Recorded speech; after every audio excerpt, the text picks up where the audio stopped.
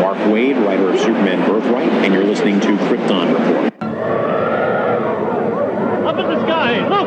It's a bird! It's a plane! It's The Krypton Report.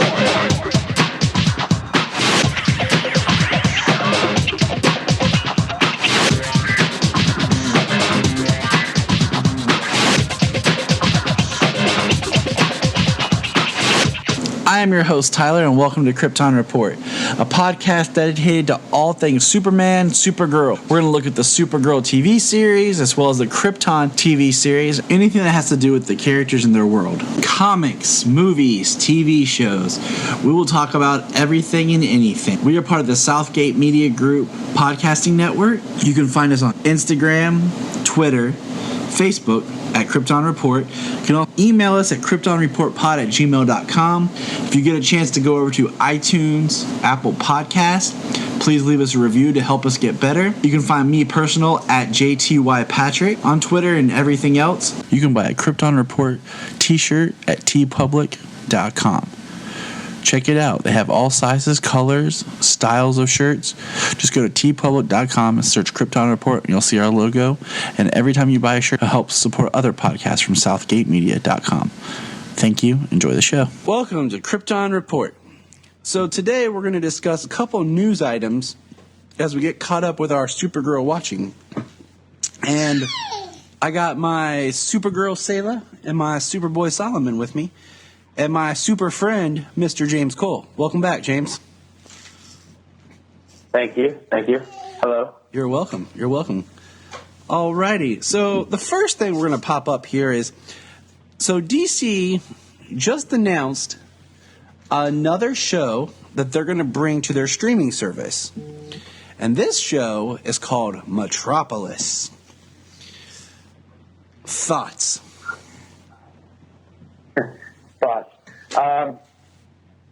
I suppose, well, since it's going to be, they're going to have Lois Lane as the main character, it'll be interesting to see the show being carried by a journalist, investigating some of the more science fiction type activities that go around Metropolis. They said Lex Luthor is going to be in it, which will be interesting, obviously, for television. The billionaire mogul is definitely the character trope they'll use for him. But it'll be interesting to see a show try to get carried on without Superman being carried by Lois. Yeah, and I figure we'll probably maybe see a Perry White and maybe a Jimmy Olsen. Part of me kind of hopes that this, in a way, is a prequel series to Supergirl, in the sense that if Superman does show up, or Clark or anything, like, it's the Tyler Hoechlin version, so that we see more of him in the suit and stuff, because we know that it's supposed to be the producers from Gotham. And look what we've seen with Gotham. Gotham has pretty much given us every Batman villain possible. Pretty much. And we have a young Bruce Wayne, and, Gotham is what it is, but you couldn't really do the same type of show with Metropolis and have Superman villains without Superman. Like, that's not going to work. We're not really... Yeah, that won't work. Nobody else can handle them. We're not going to follow any kind of police, so it's going to be more of a journalist show, which could be really neat, but at the same time, it also could be like, what makes this the comic book show, or what makes this interesting or anything different than just being like, will it feel like a comic book show? Will there be something to it that you're like, man, this definitely tells me it's DC, or is it just, DC in name? Will it be something? They said they... Good. They said they put an order in already for it. So they've got to have some kind of idea the way they're going, and it's on the DC streaming service. So they probably have something in mind, I'd say.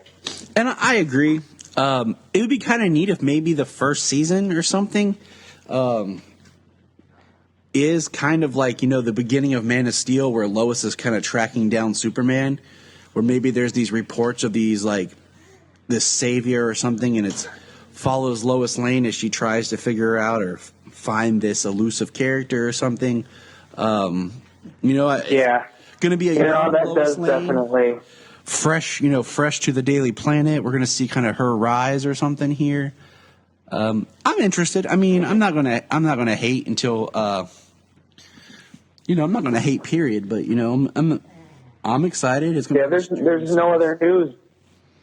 Yeah, there's no other news about the show, period, besides the fact that it's coming and the minor, the minor overview of what the show is going to be about. Let's see. That will probably end up being the third show that we cover on a continual basis on this podcast, because we'll have Supergirl, Krypton, and Metropolis. All shows that I am excited for Krypton. It's not Superman, but yes, I am as excited for Krypton as well. And we're going to cover it once it premieres. There's been poster art come out and trailers.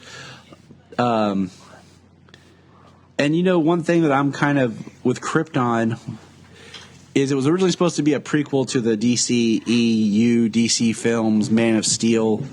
But when that was announced, that was before Man of Steel got, the sequel that became BVS, and Krypton's been in development since 2013. Was when it was talked about. I mean, it was announced the same time that Gotham was, and here we have Gotham in season 4?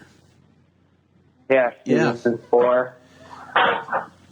And we're just now getting Krypton season 1, so it's taken its good time, and it's probably gone through some production changes, as it's twisted and turning. And the other big news that's come out recently, we're jumping ahead, is we know that Action Comics 1000 is coming. If you don't, you can't count. But the big news, and we're going to talk. Anybody who listens to this, I'm sure knows it's coming. Eagerly anticipating 1000 coming out this April for their for Superman's 80th birthday. Yeah, we got a lot of cool stuff planned for the anniversary this year, and we're gonna space it out because we're gonna try to align it with the events that occurred. So Action Comics 1, Action Comics 1000, Superman the movie turns 40, Superboy the TV series turns 30. So we're gonna kind of hit on a lot of stuff this year. It's a good year to be a Superman fan. I hope that I can't believe it's been 5 years since the 75th anniversary. That was real big, and we had the cool cartoon that we're gonna review and talk more about. I can't believe it's been 5 years already. I know. I've watched that a handful of times, like multiple handfuls of times over the years since it came out 5 years ago. I've watched it. I can't believe it's that old. Solomon loves it, and it's one of the best things Zack Snyder's ever directed. Well, he does very well with montage type stuff. Yes, he does. That's why my wife jokes and says that the Superman thing's his best, because it's all just awesome montages. But we'll talk more about that later. Right. But we brought up Action 1000 because I'm not that familiar with his work. I'll say that right now. We're going to have a lively discussion tomorrow on Capes and Lunatics about Brian Michael Bendis. And he signed on. Oh, I'm sure they all have much more familiarity with his work. Because he's been at Marvel for the past decade or plus. And he just signed to DC. And he's going to take over, starting with Superman, Action Comics 1001. He's taking over Action. Going to take over Superman. They're going to start it over at number 1. And he's going to write a 6-issue miniseries called Man of Steel. And and before Free Comic Book Day, there's supposed to be a comic release. It's kind of like a prelude to his Man of Steel. And I'm just kind of like, okay, that like gives him all the power to Superman. That like right now I am loving like everything that Tomasi and Dan Jurgens has been writing for Superman. I mean, I don't think I've been this excited to read Superman in a long time.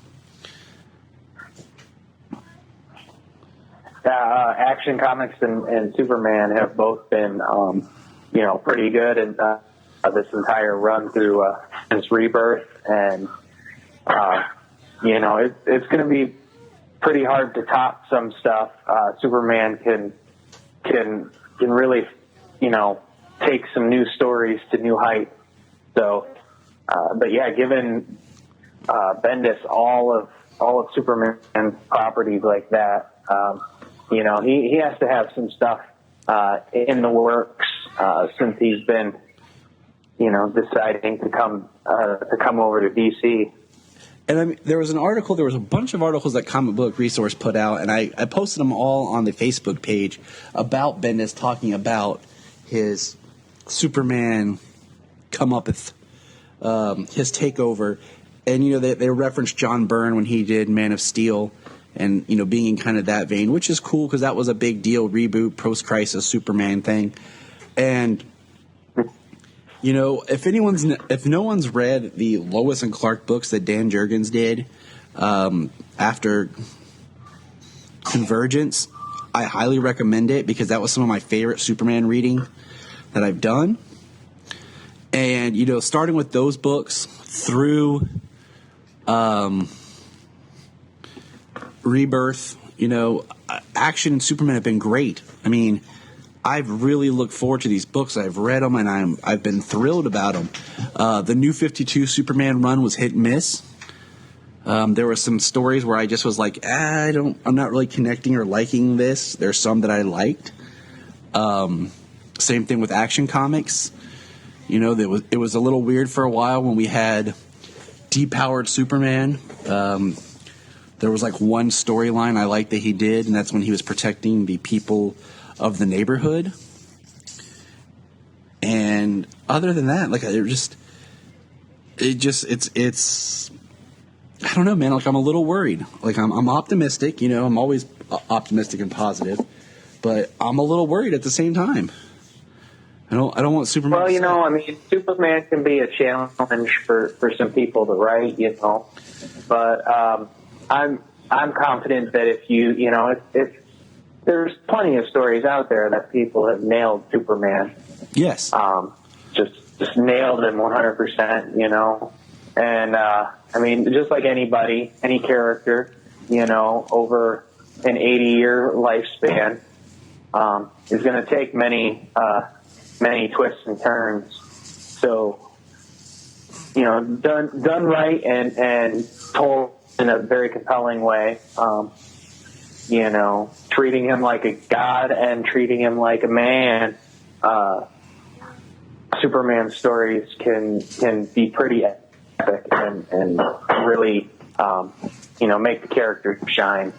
And I agree. Like I've really connected with and have loved since making Superman a father with his son and having John around, I have really connected and loved the character and those stories even more. And it's made, which is a good step with the maturity of the character. The maturity of the character. He's always been a mentor to so many other heroes. Now he actually has somebody, an actual son. He's had, surrogate son in the past with a couple of people, but yeah, actually having a son growing up, teaching him, definitely a new step for maturity and mentorship for the character in recent years. And that's honestly something that I would love to see developed. Like I know the end episode of Lois and Clark was Lois and Clark getting a child. And Dean Cain has said he wished the series hadn't been canceled because they could have gone into a new area that Superman hadn't been explored, and that was him being a parent. And, I wouldn't mind seeing 24 in the comics. It's something I wouldn't mind seeing in some sort of live action. The idea of Superman and Lois married and being a parent and having that more adult relationship and life for Superman. not to segue too much, but that's one thing. I don't know if you've been watching, but with Black Lightning that I've really liked is the fact that it's an older superhero who has children, who has a family, compared to the other shows where they're all young and fresh. And then Oliver just finds out he has a random child. He's like, oh no. Like even Diggle, who has a daughter, you never see him with his daughter, or she just disappears. And to me, right. with my kids, the idea of being the parental figure and what that means is something I connect to. And that's one reason I've really been digging Black Lightning. Like, there's a lot of reasons I've been digging it, but we'll just leave it there because absolutely. Black Lightning is a spectacular show. I think we might do a special just on like Black Lightning, like maybe after the first season ends, because it's a short run. I think like it's only like 12 or something like that episodes. We might end up just doing a whole special on it because I do think it's a great show and it is a cultural landmark of a show. And like I said, I wouldn't mind seeing a Superman show kind of in that vein where it's him and Lois married life and having Jonathan and what that means. But that's going to spin us around to our next topic, which is Supergirl, the episode entitled Fort Rozz. That's right. We're calling back to season 1, which we haven't done that much since we moved to the CW. In all honesty, if you think about it, like they've kind of even season 2, a lot of stuff was left behind in season 1 for the change of venue. One thing's been the fact that Maxwell Lord was never referenced. Never referenced. Like, how hard is it in dialogue to say Maxwell Lord left town? Or exactly. Lena bought him out and Maxwell Lord went into hiding, or he had a mental breakdown, or he just disappeared. I mean, come on. Seriously, like, just give me a little bit of dialogue about the guy, because it's so weird. But this was an interesting episode. It felt to me like it was Supergirl's Suicide Squad. Pretty much. I think the only thing was we had an even number. We needed one more. Like, maybe Miss Martian should have shown up, or something. Like, we needed one more to be too good, too bad. We needed one more to make that odd, 5. But well, how many women do you think they could have for their speaking roles? All the men are dead from the Blue Star. Oh yeah. So it's only the women prisoners in Fort Rozz. It's the women prisoners, and it's the women who come in. Supergirl team, her squad that show up. You know who might love this episode, and I need to ask him when I talk to him tomorrow. As I need to ask Zach Moore from the Always Hold On to Smallville podcast. Like, hey, this episode passed the Bechdel test. Absolutely, right? Now, I did think it was interesting that Fort Rozz was named after its first inmate. And not like the person who made it. Not like, we always name things for our heroes, not for our villains kind of thing. Right. Like we name all of our ships after presidents or, generals or some sort of leader or historical figure. We don't name it like the SS H.H. Holmes or, the Manson prison. You know what? Yeah, I mean, if you think about it, who wants to be the good person to have their name on a prison? I mean, in the culture on Krypton, that could be, somebody who's bad enough to have a prison design, to hold somebody, that would definitely be interesting. It's just some rather interesting thought on their part, thinking that it could be something different than. Now, I mean, what are they going to call it? Like Kandor prison or? Kandar's Happy House for the Lost. Yeah. Why am I blanking on so many other names? What's so funny is I'm watching this episode with Jania, and Jania cannot really stand Saturn Girl. And I don't blame her. Like, I kind of find Saturn Girl a little bit annoying. She just comes off, like, very fakey. Like, not like a real person. Not like a real character. Just like, somebody was like, hey, you would look good as a superhero. Stand over here. You can't act? It's cool. We'll just be like, just film her. And well, I mean, it's the CW. They've had a rather long list of, everybody, even the worst type of people and characters. They have to be models. yeah. So Sometimes I just feel like as long as they look pretty, that's the main thing. Especially, maybe not the lead, but definitely, maybe a regular extra. Yeah, I just keep waiting to hear Marilyn Manson's "The Beautiful People" in the background, like.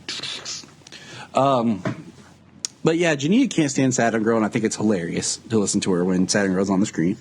And here's another thought: so they can make a suit and something to help protect Superman and Supergirl from kryptonite, but they can't make some sort of suit that has solar radiation-powered batteries that Supergirl could wear that will let her have her powers for a short period of time. Like a spacesuit, that's red sunlight or not red sunlight, but, solar energy power. Like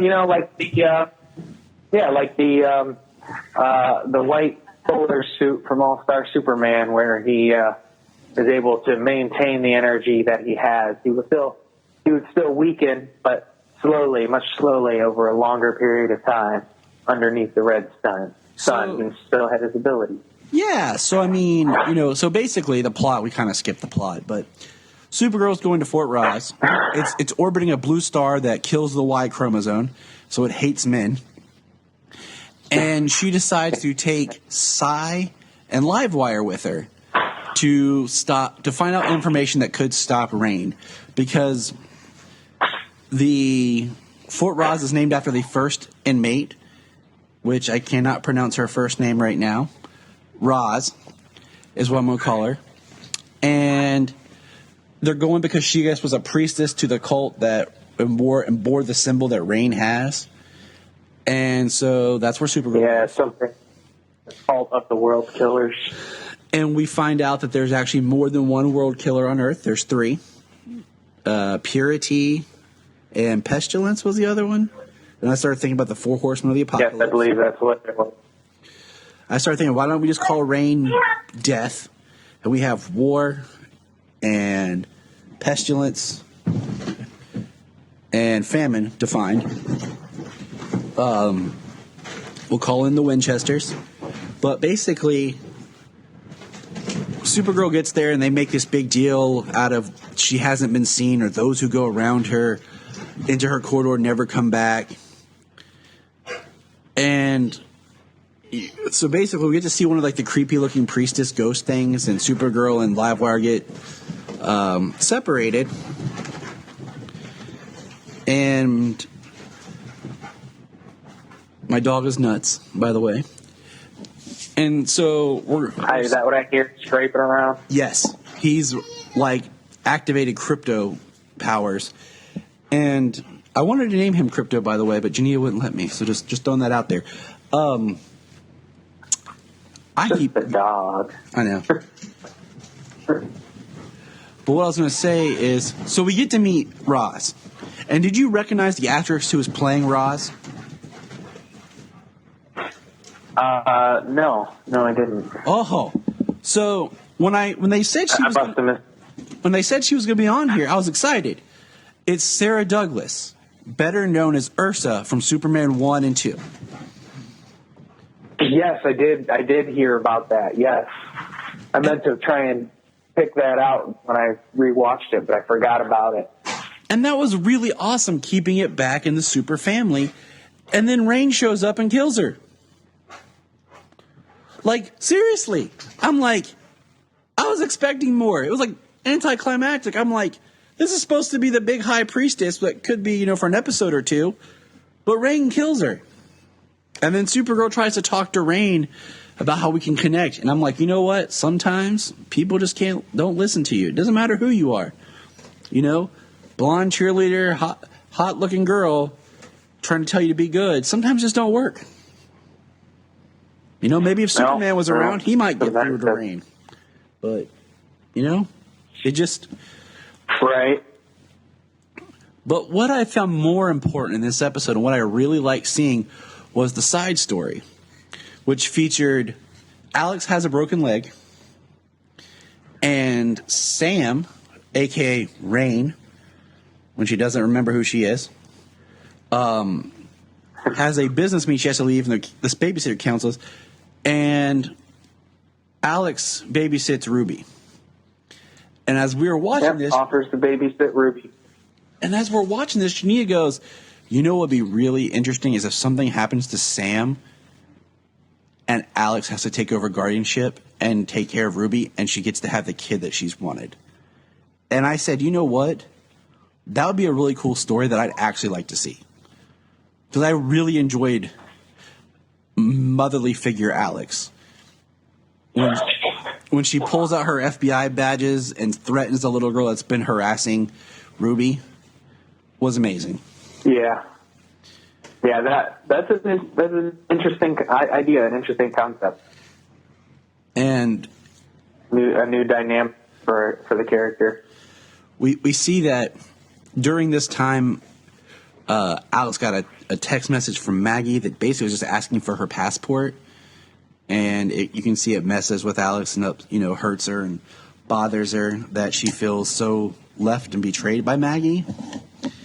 And I think just the Ruby dynamic with Alex was really good. And that's something I actually really enjoyed from this episode. Sadly, that we have a moment in this episode where Supergirl and Livewire make some sort of friendship, connection, redemption, and then Livewire dies saving Supergirl. And it's kind of sad. Takes a blast from Rain's heat vision, which, for some reason her powers aren't dependent on the yellow sun. So right. She has her powers on Fort Rozz when Supergirl does not. So Supergirl is left defenseless with only Psy, Saturn Girl, and Livewire to defend her against the super killing machine.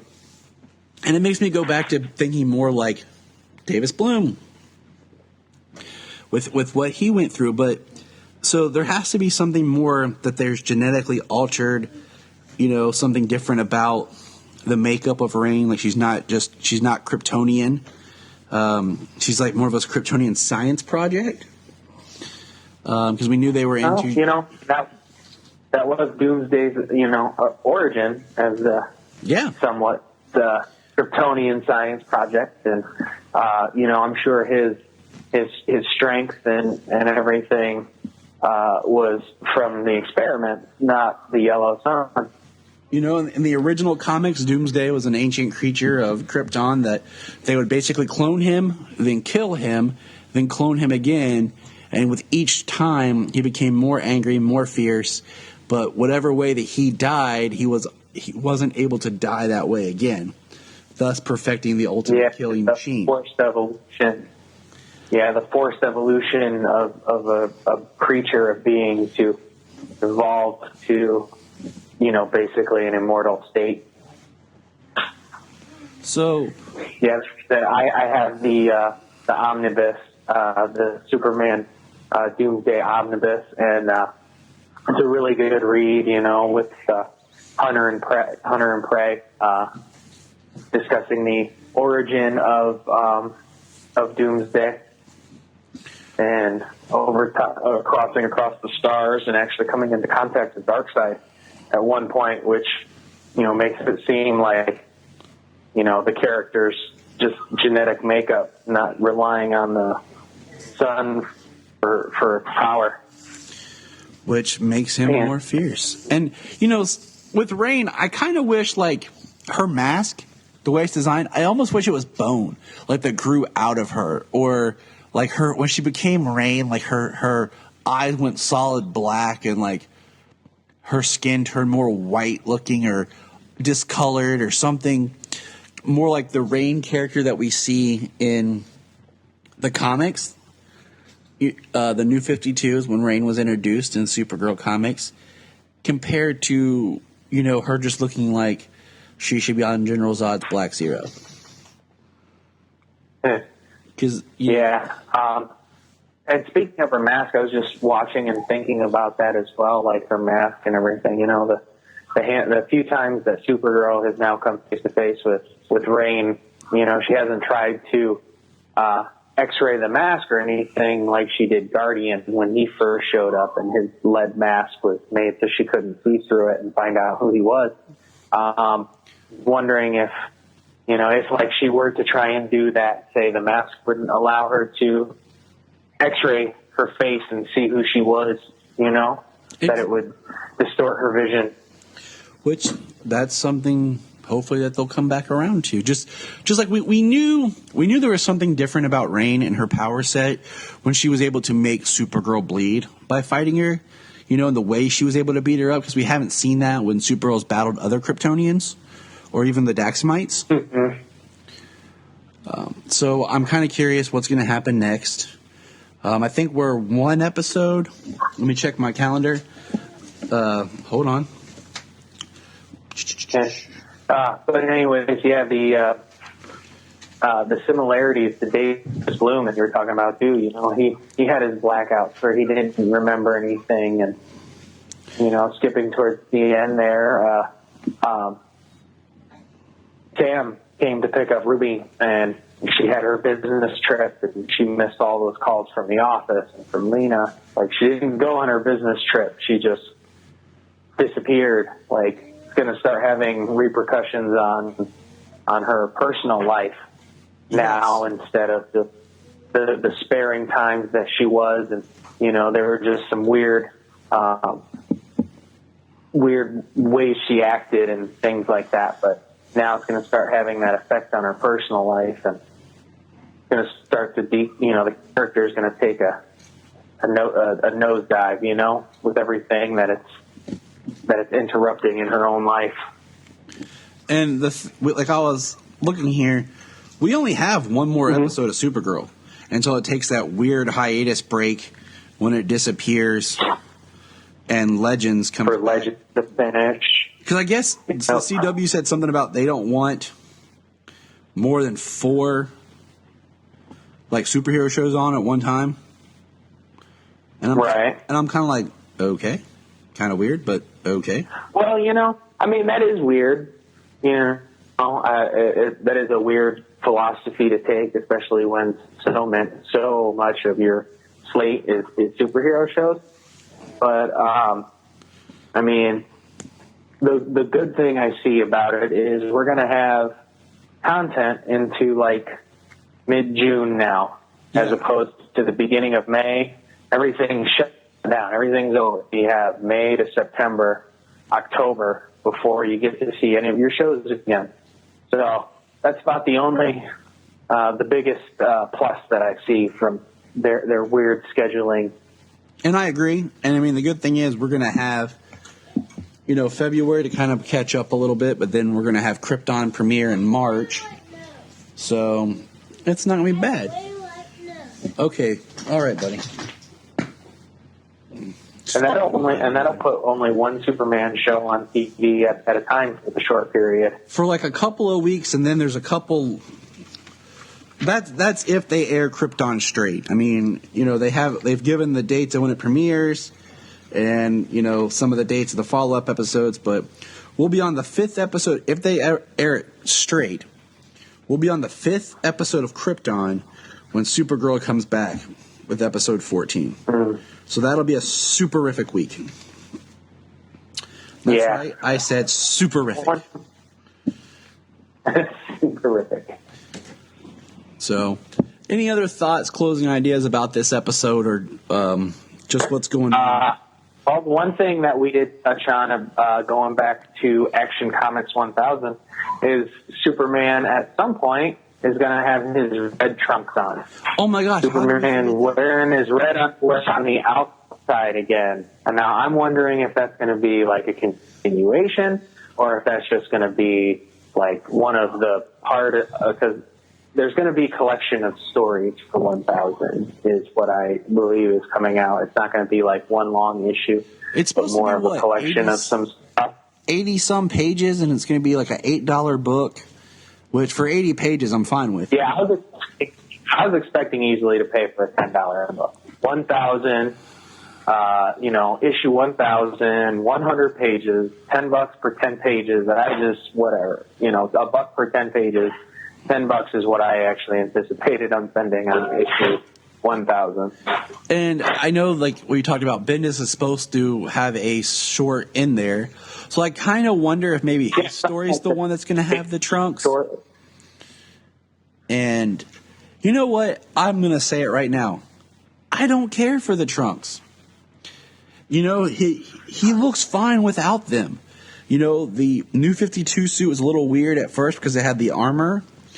But when they did the Rebirth suit and they did the suit that he's currently wearing now, and even the Smallville suit, if you read Smallville season 11, not having the Trunks is okay. The Trunks are an outdated The only thing I ever finished in 11 is the continuity, the final arc that just came out in trade paperback, and I don't have that one yet. That's the only one I haven't read yet for season 11. Yeah, I got a couple more to go. I can't remember because it got really weird after they started like naming them something different. But my thing is, I feel like putting the Trunks on is a step back. Every other costume's been able to age, and like Batman, they ditched the trunk, and nobody's freaked out about Batman's costume, asking for them to return. Batman in the comic book or in the movies has not had trunks since 1989. I was young when that happened. I can't. One solid color. People freaked out as much over the costume as they did when Man of Steel showed the costume without the trunks. But I feel like they did it for what the time was, to honor the strongman of the circus and how they look, because that's where the costume originated from. But we're just at a different time now. I mean, Wonder Woman's gone through different iterations where she's had pants, she's had the spank-looking thing, she's had a skirt. I'm not a fan of the Trunks returning continually. Like, if it's a story, I think absolutely. That's my look too. That's what I said. I hope it's just the story. One of the collected stories in the book, that it's just the red Trunks. I'm a fan of the no Trunks as well. I think some of the different costume changes since the New 52, since Trunks disappeared, they've all been mostly. What's crazy is you think about it. The New 52 premiered in 2011, and since that time we've had 1, 2, 3-ish, 4-ish. Let's see, 5, 6. We've had 6 somewhat costume changes. And think about how long Superman went without having a costume change. There was costume tweaks, like with the symbol and stuff a little bit. But we had the New 52 outfit. Black background, the S on the cape, the yellow S or the black S. Just a couple of different variations. The standard blue and red trunks, red cape. So it's interesting how much they've toyed with costume changes over the past 7 years. For other characters like Flash has had some costume changes. Batman's had some costume changes. Aquaman as well. Well, they've got they've got the multiverse line, they've got the icon line, they got toys to sell, man. And all them different costumes, just different toys to sell. Yes. But I think that's where we're going to put a pin in it and wrap. Real quick, this one thing I wanted to send you, which as soon as we get off here, I'll shoot you a picture, is my wife just got me a Superman cookie jar today. Yeah, that's what we call a good wife. So I have to shoot you that picture after we get off. I meant to do it earlier. I got called into work. Sounds awesome, man. But we'll go ahead and stop here. Looks like your kids are calling and mine are too. Yep. All right, man. So until all right, sounds good. I will talk with you later, James. You have a good one. All right, thanks. You too. There's a thin line between heroism and madness. Here the line fades to nothing at all. This is a world of capes and lunatics. And nothing is off limits. So be sure to check out Capes and Lunatics for all your nerdy needs and randomness, as well as many other awesome shows on the Southgate Media Network. If you have an interest, I bet we have a show. And you can find me on Capes and Lunatics. So until then, keep listening.